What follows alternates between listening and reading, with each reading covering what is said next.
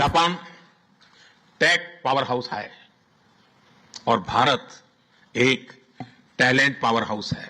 प्रधानमंत्री इशिबा जी, भारत और जापान के बिजनेस लीडर्स, देवी और सज्जनों, नमस्कार, कोनिचिवा। मैं आज सुबह ही टोक्यो पहुंचा हूं। मुझे बहुत खुशी है कि मेरी यात्रा की शुरुआत बिजनेस जगत के दिग्गजों के साथ हो रही है और उसमें से आपसे बहुत लोग हैं जिनसे मेरा व्यक्तिगत परिचय रहा है। जब मैं गुजरात में था तब भी और गुजरात से दिल्ली आया तो तब भी आप में से कई लोगों से बहुत ही निकट परिचय मेरा रहा है और मुझे खुशी है कि आज सबसे मुझे मिलने का अवसर मिला है। मैं प्रधानमंत्री इशिबा का विशेष रूप से आभार व्यक्त करता हूं कि वे इस फोरम से जुड़े हैं। उनके बहुमूल्य वक्तव्य के लिए मैं उनका अभिनंदन करता हूं। साथियों, भारत की विकास यात्रा में जापान हमेशा एक अहम पार्टनर रहा है। मेट्रो से लेकर मैन्युफैक्चरिंग तक, सेमीकंडक्टर से लेकर स्टार्टअप्स तक, हर क्षेत्र में हमारी साझेदारी आपसी विश्वास का प्रतीक बनी है। जापानी कंपनियों ने भारत में $40 बिलियन से ज्यादा का निवेश किया है। मात्र पिछले 2 वर्षों में $13 बिलियन का प्राइवेट इन्वेस्टमेंट हुआ है। JBIC कहता है कि भारत सबसे प्रॉमिसिंग डेस्टिनेशन है।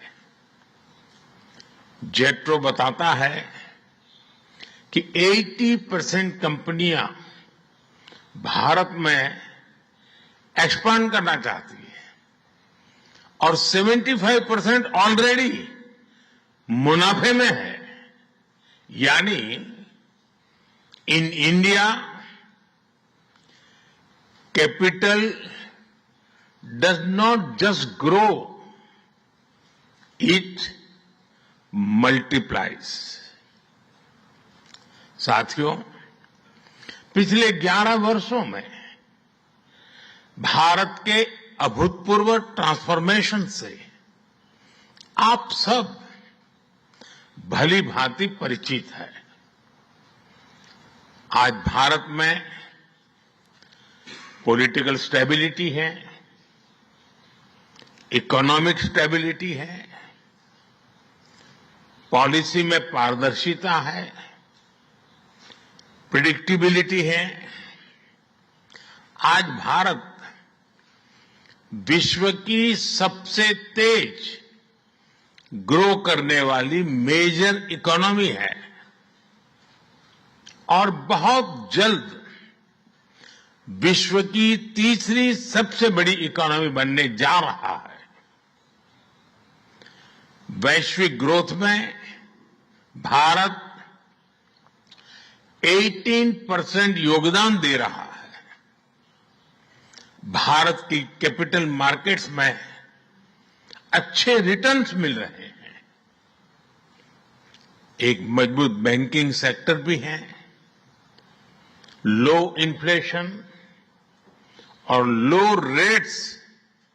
लो इंटरेस्ट रेट्स, करीब $700 बिलियन के फॉरेक्स रिजर्व है। साथियों, इस बदलाव के पीछे हमारी रिफॉर्म, परफॉर्म और ट्रांसफॉर्म की अप्रोच है। 2017 में हमने वन नेशन वन टैक्स की शुरुआत की थी। अब इसमें नए और बड़े रिफॉर्म लाने पर काम चल रहा है। कुछ हफ्ते पहले हमारी संसद ने नए और सिंप्लीफाइड इनकम टैक्स कोड को भी मंजूरी दी है। हमारे रिफॉर्म्स केवल टैक्स प्रणाली तक सीमित नहीं है। हमने ईज ऑफ डूइंग बिजनेस पर बल दिया है। बिजनेस के लिए सिंगल डिजिटल विंडो अप्रूवल की व्यवस्था की है। हमने 45,000 कंप्लायंसेस रेशनलाइज किए हैं। इस प्रक्रिया को गति देने के लिए डीरेगुलेशन पर एक उच्च स्तरीय कमेटी बनाई गई है। डिफेंस और स्पेस जैसे सेंसिटिव क्षेत्रों को प्राइवेट सेक्टर के लिए खोल दिया गया है। अब हम न्यूक्लियर एनर्जी सेक्टर को भी खोल रहे हैं। साथियों, इन रिफॉर्म्स के पीछे हमारा विकसित भारत बनाने का संकल्प है, हमारा कमिटमेंट है, कन्विक्शन है और स्ट्रेटेजी है। और विश्व ने इसे रिकॉग्नाइज ही नहीं, एप्रिशिएट भी किया है। S&P ग्लोबल ने 2 दशक बाद भारत के क्रेडिट रेटिंग अपग्रेड किए हैं। The world is not just watching India, it is counting on India. साथियों, अभी भारत जापान बिजनेस फोरम की रिपोर्ट प्रस्तुत की गई। कंपनियों के बीच हुई बिजनेस डील्स, इसका बड़ा विस्तार से वर्णन दिया गया। इस प्रगति के लिए मैं आप सभी का बहुत बहुत अभिनंदन करता हूं। हमारी साझेदारी के लिए मैं भी कुछ सुझाव बड़ी नम्रतापूर्वक आपके समक्ष रखना चाहूंगा। पहला है मैन्युफैक्चरिंग। ऑटो सेक्टर में हमारी भागीदारी बेहद सफल रही है और अभी प्रधानमंत्री जी ने इसका विस्तार से वर्णन किया। हम साथ मिलकर वही magic batteries, robotics, semiconductor, ship building और न्यूक्लियर एनर्जी में भी दोहरा सकते हैं। साथ मिलकर हम ग्लोबल साउथ, विशेषकर अफ्रीका के विकास में अहम योगदान दे सकते हैं। मैं आप सबसे आग्रह करता हूं, कम make in India, make for the world. Suzuki और डाइकिन की सक्सेस स्टोरीज आपकी भी सक्सेस स्टोरीज बन सकती है। दूसरा है टेक्नोलॉजी और innovation. Japan tech power house है और भारत एक टैलेंट पावर हाउस है।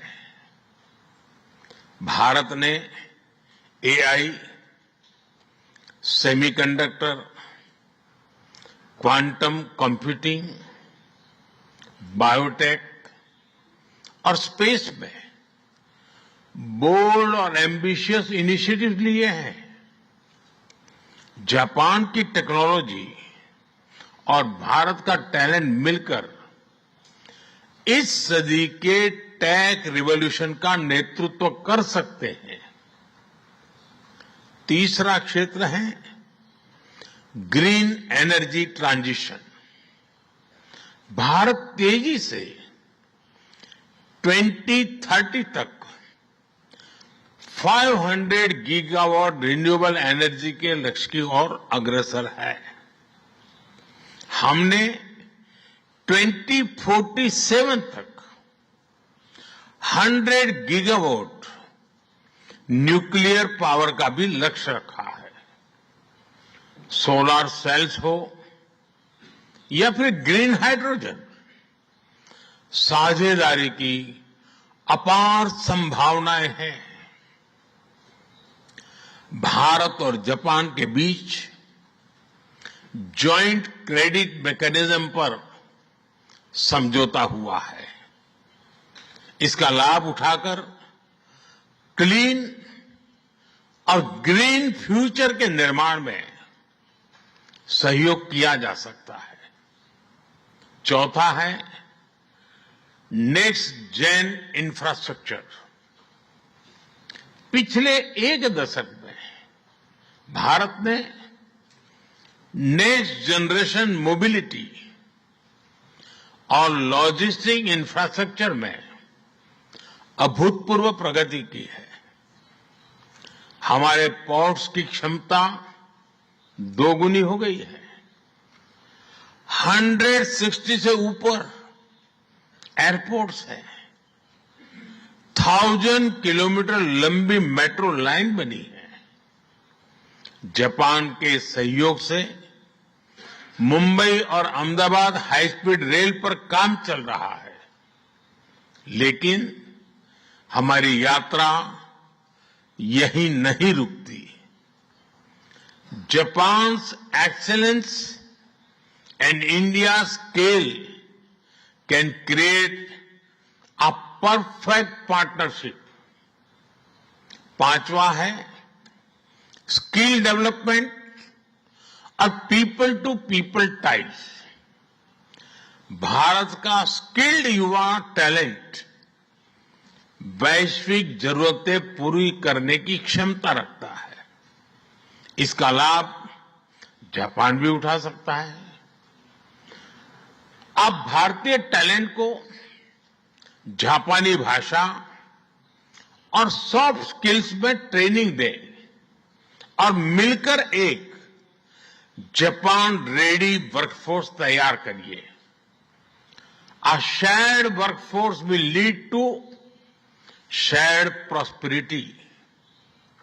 साथियों, अंत में मैं यही कहना चाहूंगा, India and Japan partnership is strategic and smart, powered by economic logic.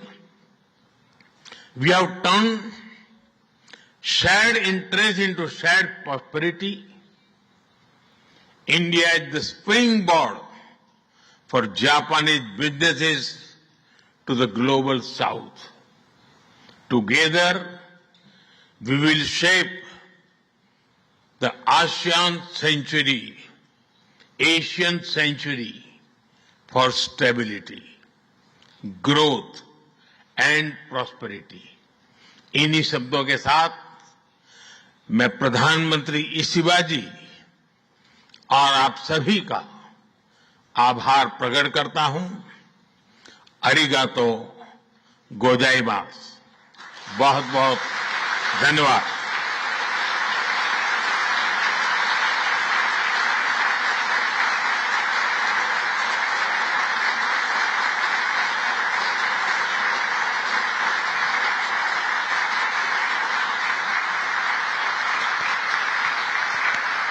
モディ首相、ありがとうございました。